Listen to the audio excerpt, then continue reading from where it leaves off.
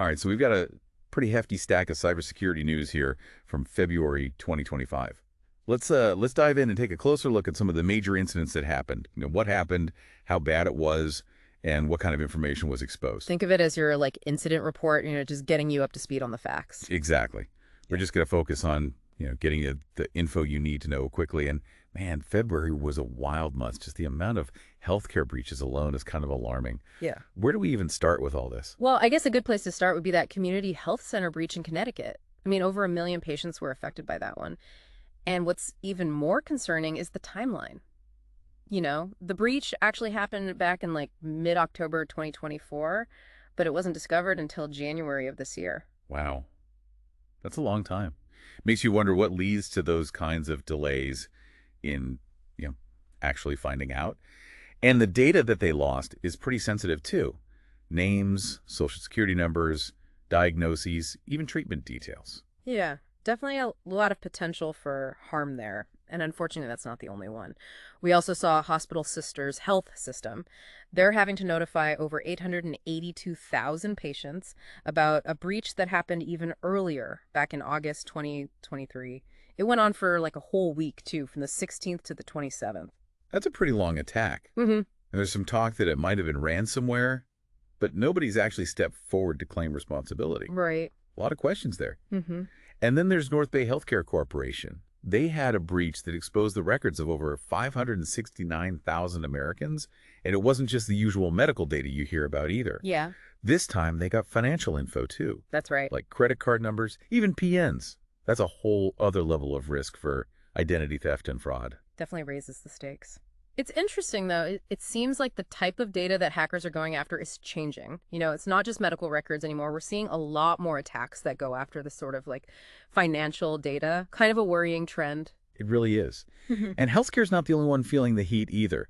Tech companies and the huge amount of data they store are also becoming major targets. Take DeepSeek, for example, a Chinese AI startup. Yeah, they had a situation where they basically left 2 databases wide open. No security whatsoever. We're talking over 1 million chat records, API keys, you name it, all just sitting there for anyone to grab.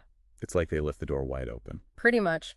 And this is serious stuff. Attackers could not only access sensitive user data, they could potentially run any SQL query they wanted, basically giving them free reign over the whole database. That's not good. Yeah. I know DeepSeek secured the databases once they were told about it, but you have to wonder about their security practices, especially given all the regulations they probably have to deal with from the Chinese government. Right, and there's that massive IoT data breach.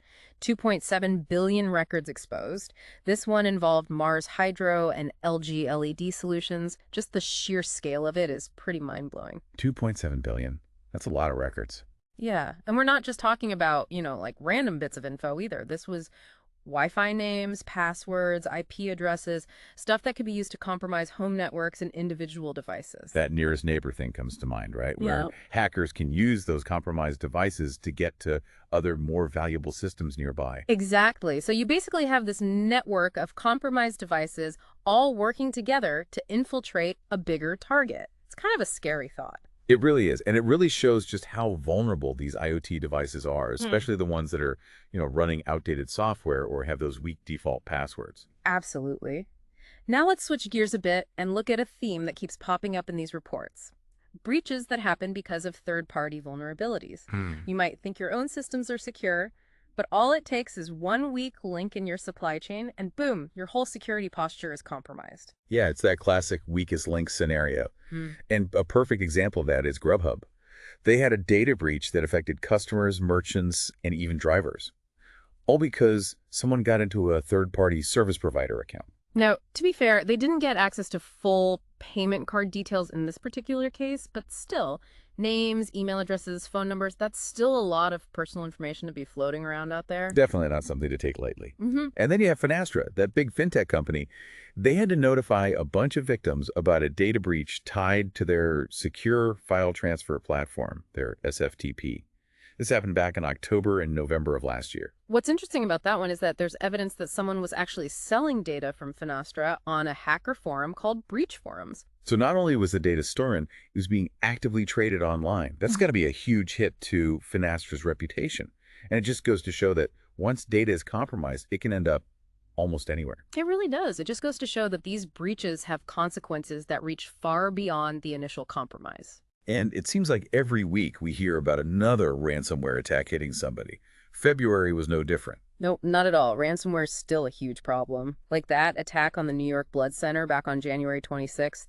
They had to stop operations and reschedule appointments for people who were going to donate blood. And that's especially bad timing given the blood emergency that was already going on. Mm-hmm. It really shows how these cyber attacks can make things even worse, especially when they hit essential services like that. Absolutely. And even though NYBC hasn't officially said there was a data breach, there's a lot of concern that donor information might have been compromised. That uncertainty just adds to the stress of the whole situation. Then we had Memorial Hospital. They were hit with a ransomware attack affecting something like 120,000 people. It was first reported back in November, but the fallout is still happening. Yeah, and the Embargo Ransomware Group actually claimed responsibility for that one. They say they stole a massive amount of data, like 1.15 terabytes. Wow, that's a ton of data to be out there in the wrong hands. And we can't forget about Lee Enterprises, the newspaper group. They had a ransomware attack starting February 3rd that really messed things up for them. Yeah, that one was interesting because they went after the critical applications like the billing systems and vendor payments. So it wasn't just encrypting data. It was about shutting down their whole operation. It seems like these attacks are about a lot more than just stealing data these days. Disrupting services, causing chaos, making people lose trust in important institutions. Exactly. And even though we tend to focus on the really big attacks, it's good to remember that there are a lot of smaller incidents that don't get as much attention, but they can tell us a lot about what's happening in cybersecurity. Right, like under-the-radar stuff that can still give us valuable insights into the tactics and trends that are out there, like what happened to Globe Life. They initially thought their data breach from back in June 2024 only affected 5,000 people, but then they updated it and said it was actually closer to 850,000. Yeah, that's a big difference. And it turned out the hackers got into systems that were connected to independent agency owners. Shows how important it is to make sure everyone in your network is secure, including your partners and vendors. It's a reminder that their security is part of your security. Yeah. And then there was Hewlett-Packard Enterprise, HPE. They recently told employees about a data breach that stemmed from a cyber attack back in May 2023. And get this, it was traced back to Russian state-sponsored hackers. And that breach wasn't discovered until December 2024, which is pretty scary. Makes you wonder how many other breaches are out there that people haven't found yet. Definitely makes you think. And then there's Zacks Investment Research. It seems like they've had more than their fair share of data breaches lately. Yeah, somebody claiming to be a hacker is saying they leaked data samples from 12 million Zacks users on a hacker forum. And this could be their third major breach in just 4 years. That's not a good track record. They haven't confirmed the breach yet, but it shows how important it is to not just react to these incidents, but to fix the underlying problems that made the attack possible in the first place. Going beyond just putting out fires and actually preventing them. Right. It's about building a security culture that's always looking for ways to improve and adapt. And then there's the city of Dover, Delaware. They just declared a state of emergency because of a potential cybersecurity breach. And this is just a few weeks after they reported losing some data. Seems like they were already on high alert. They haven't said for sure if there was a full-blown breach, but the fact that they took such drastic measures tells you it's probably pretty serious. Yeah. It emphasizes how important it is to be ready to act decisively when you're facing a potential threat. Sometimes you have to go into emergency mode to contain the damage and mitigate the risks. And it reinforces the need for organizations to have a good plan for responding to incidents. It's not enough to try to prevent attacks. You have to know what to do when they happen. Exactly. And then there's Heartland Bank. They're being investigated because someone accessed their email system without permission. This raises some serious questions about their security practices. This kind of highlights how law firms are getting more involved in data breach cases. Organizations are facing more scrutiny and being held more accountable for how they handle sensitive data. Yeah, it's not just about containing the breach and letting people know anymore. There can be real legal consequences and damage to your reputation that you have to consider. Absolutely. And that adds another layer of complexity to cybersecurity. It's not just the technical stuff, but the legal and reputational fallout, too. And we can't forget about the human factor in all of this. The recent PayPal scam is a perfect example of how attackers use social engineering to take advantage of people's trust. Yeah, that one was pretty clever. They were basically exploiting PayPal's address settings to send out fake purchase notifications. And these emails looked totally real, coming straight from a legit PayPal address. It was a sneaky way to get past spam filters. And then once they got you on the phone, they tried to get you to download remote access software so they could take over your computer. It's that classic social engineering tactic, using fear and people's tendency to trust authority figures to get what they want. It shows why it's so important to be careful about any communication you get out of the blue, even if it looks like it's from someone you trust. Always a good reminder to double-check the sender, hover over links before you click them, and never give out personal information over the phone unless you were the one who initiated the call. Man, we've covered a ton of ground here looking back at all the cybersecurity stuff that happened in February. It's almost mind-boggling, just the sheer number of attacks and the different types of organizations they targeted. It is a lot to take in, Yeah. but you start to see some patterns emerge when you look at it all together. I think one of the big things that stands out is that nobody's safe. It doesn't matter what industry you're in. Healthcare, tech, finance, media, government, they're all getting hit. It really does feel like the whole digital world is a battleground these days, and everyone's a potential target. And the attackers are upping their game, too. They're not just trying to steal data anymore. It's about disruption, chaos, and shaking people's confidence in important systems. Like that ransomware attack on the New York Blood Center, that was a big one. They were already dealing with a shortage of blood, and then this attack just made things worse. Yeah, that one was really concerning. It shows how cyber attacks can really pile on, especially when they hit those essential services. Absolutely.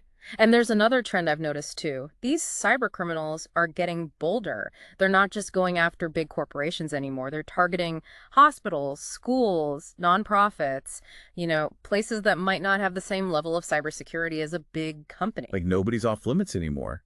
And they keep finding new ways to exploit weaknesses, often using legitimate services and tricks to deceive people. That PayPal scam we talked about earlier is a perfect example. Oh yeah, that was a clever one. Using a real PayPal address to send out fake purchase notifications so people wouldn't think it was spam. It shows how important it is to be careful and really think things through, even when it seems like it's coming from a source you trust. We can't just rely on companies or the government to keep us safe online. Yeah. We have to take responsibility for our own digital security too. Mm-hmm. Strong passwords, two-factor authentication, being suspicious of emails and websites that look fishy. Those are all things we can do to protect ourselves. It's kind of like wearing a seatbelt, It might not prevent every accident, but it could save you from getting seriously hurt. And just like you wouldn't drive a car without a seatbelt, you shouldn't be online without taking some basic precautions. That's a good point. Right. And while it's important to do what we can individually, we also need to hold companies accountable for protecting our data. They need to have strong security measures in place, and they need to be transparent and act quickly when breaches do happen. And we, as consumers, need to demand better security from the companies we use. Data breaches shouldn't just be accepted as an inevitable part of being online. If companies aren't taking our security seriously, we can always take our business elsewhere. Exactly. It's about showing them that cybersecurity matters. In the end, it's a shared responsibility, right? It's not just about technology. It's about building a culture where everyone is aware of the risks, shares information, and works together to make things safer. It's like a neighborhood watch program, but for the internet. I like that analogy. So, wrapping things up, I think the big takeaway from all these incidents is that the threats are very real, and they're constantly changing. But we're not helpless. By staying informed, taking action, and working together, we can make the digital world a safer place.